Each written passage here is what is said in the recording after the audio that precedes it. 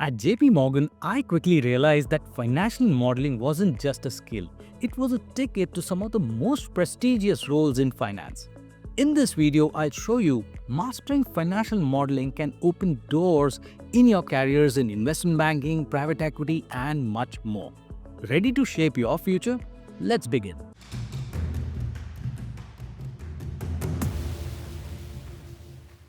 Hello, friends. Welcome to Wall Street Mojo, your one stop destination for mastering finance skills. And today we are going to discuss a very important topic related to financial modeling is the top 6 financial modeling careers. Now, if you learn financial modeling, you will be eligible for vast careers as such, but here I have listed my top 6 choices. So here on the top, we have investment banking, then we have equity research, private equity and VC, corporate finance, FP&A, and credit analysis. So what we'll do is we'll go through each one of these carriers one by one and how financial modeling is connected to these carriers, right?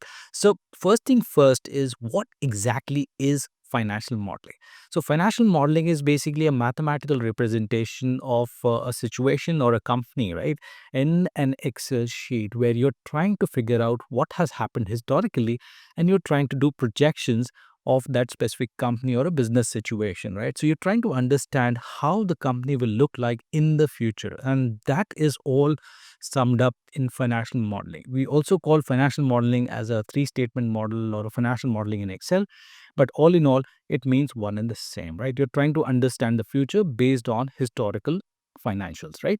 Now, let's get started with the first one, that is investment banking. So, typical job of an investment banker is to raise capital and advise on mergers and acquisitions. So, what I'll do is I'll just open one M&A model here, which we created for one of our courses. And the idea here is that let's say if there are two companies, Alpha Tech and Beta Electronics, both of them merge, then how will it be for the acquirer, right? Whether it will be accretive or dilutive means whether it is beneficial for the acquirer or not. So you do all kinds of analysis here, and I'll just show you a few things, right?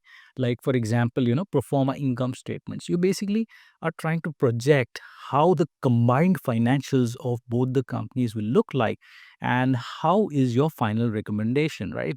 So whether the company will be beneficial at the end of the combination or not.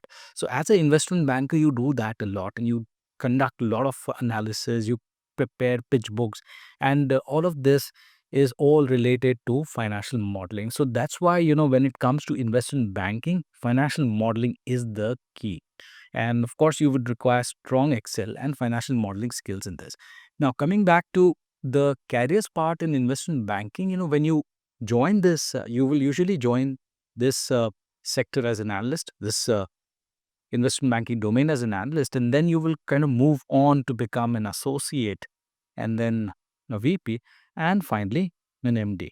Okay, so think of the analyst as a junior most guy, and you would be doing all the hard work, legwork, creating the financial models. Associate will again be overseeing your job, but his job or her job will again be related to the similar aspect of creating pitch books and sometimes discussing with clients.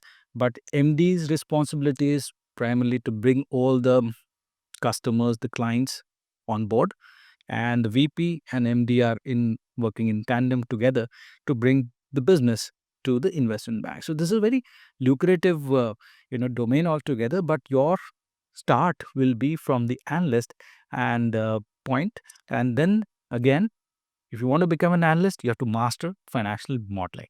So that's number one on my list.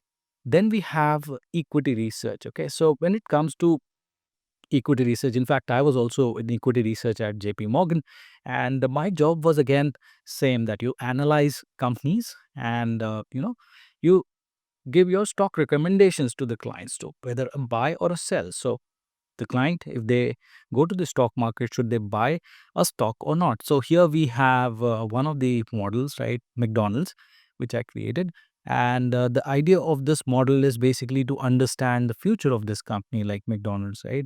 And once you understand the future, you can come up with the valuations as well. So you apply those discounted cash flow techniques and relative valuations, and basically you do all these projections using financial model, right? So here, this is a three-statement financial model of McDonald's, right? So when it comes to investment banking, you're also doing the same, but when it comes to equity research, you're doing it in a more elaborative way, and you're trying to figure out whether the company will be a buy or a sell, right?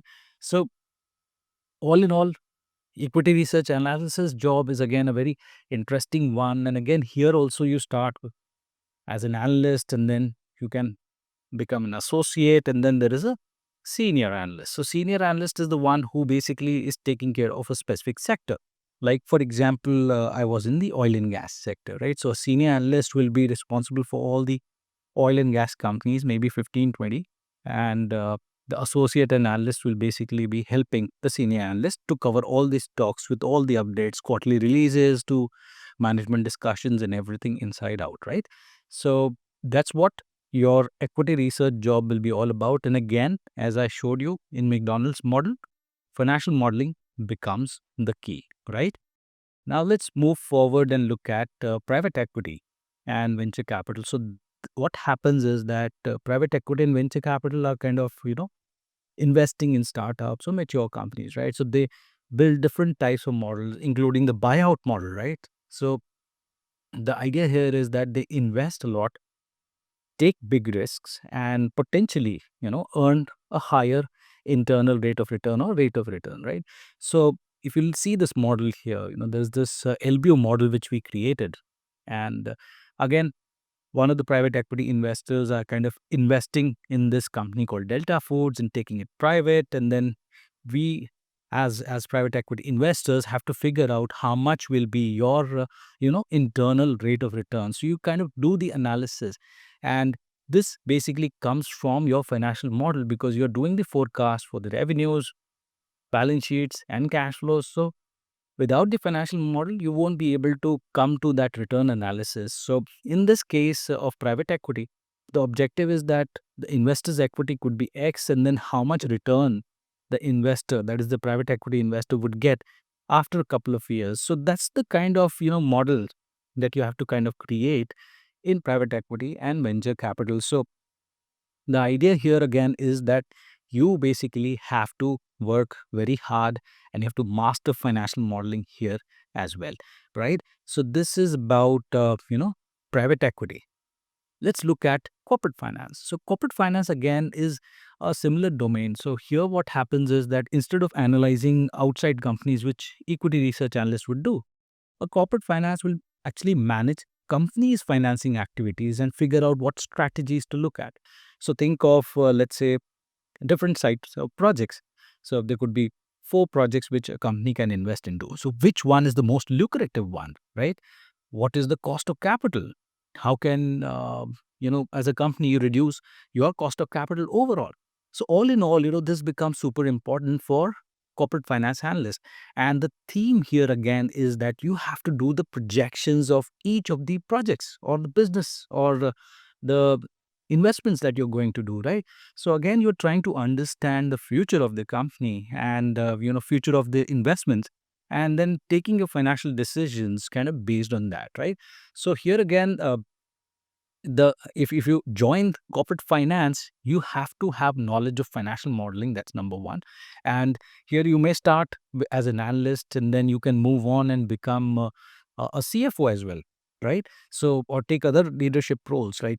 Senior manager in finance, right? So these are the things which you can actually do when you master financial modeling and join corporate finance department. Okay. The next we have is FP&A analyst. So basically, an FP&A analyst is kind of responsible for financial planning and analysis. So what this means is they're basically responsible for budgeting, forecasting, variance analysis. So they create rolling forecast for the company. They analyze different types of trends, internal data. So basically, what they're doing is they're building projections, budgeting for the next 4 years, 5 years period for the company, right? Here again, you have to have a very strong Excel skills, and you have to know what is financial modeling, how to go about doing financial modeling as such. So this also becomes super critical, and you uh, get exposure to chief executives in the company because you're working directly with them, presenting your analysis to them. So this becomes again a very important aspect of this careers in financial modeling, right? Number 6 I have is credit analysis. So they're kind of very much related to equity research. So when it comes to equity research, you're trying to analyze the stock of the company. But here, when it comes as credit analysis, you're trying to understand the debt. So your audience is basically the investors in debt here. Okay, so for them, you are basically doing all the analysis, like you're understanding the credit worthiness of the company, you're figuring out whether the company will be able to pay debt or not on time. We'll analyze all the financial ratios and finally determine the credit ratings of the company, right? So, objective would be that, let's say, if a company has taken $200 million loan, whether the company will be able to pay back based on your cash flow projections or not, right? So, where will that come from basically? That will come from your financial model, right? So, all in all, when it comes to this financial modeling carriers, these top 6 are kind of the core of finance. So most of the students who are looking for making a career in finance would like to be somewhere in this domain, right? So as you note here that financial modeling is one of the most important skills that you can learn if you want to get into these core finance areas, right? It's very lucrative. And if you want to jumpstart your learning in financial modeling, I have two most important resources for you. The first one is that you can go to this URL and download Colgate's financial modeling template. And what we have done here is that we have created a full tutorial on how to create a financial model from scratch. So from downloading the annual report to creating the model step by step for Colgate is what we have done here. Say for example, if you look at this one, projecting the income statement. So here we have explained you how to go about projecting the income statement of Colgate step by step so that you can learn this skill on your own, right? So that's one you can do. It's a very comprehensive tutorial and it's step by step. So you don't have to worry about, where it is going and how to link. It's kind of shown everything here in this tutorial itself. The next approach of learning financial modeling could be to learn professionally, right? And we offer two types of ways in which you can learn this professionally. One is the self-study program. We created the financial model of McDonald's from scratch, and we've shown you via tutorial how it's done step by step. So you can create a 3-statement financial model, do the valuation and learn DCF, all step by step using this self-study tutorials of ours. The next approach is that you can actually opt for live classes as well. So we typically conduct live classes every month, and the idea here is that we take a case study and start financial modeling of that case study, that company, from scratch. So the benefit here is that you can ask questions and get it answered by the experts like me. And at the end of this live classes, you will basically master financial modeling. So that's the two set of approaches that you can follow in order to learn financial modeling. So what's next? Take the first step today and start building your expertise. And remember, the more you practice, the sharper your skills will become. And if you've enjoyed this video and found it valuable, please do give us a thumbs up and subscribe to Wall Street Mojo for more career insights and practical finance tutorials. Thanks for watching, and I'll see you in the next one.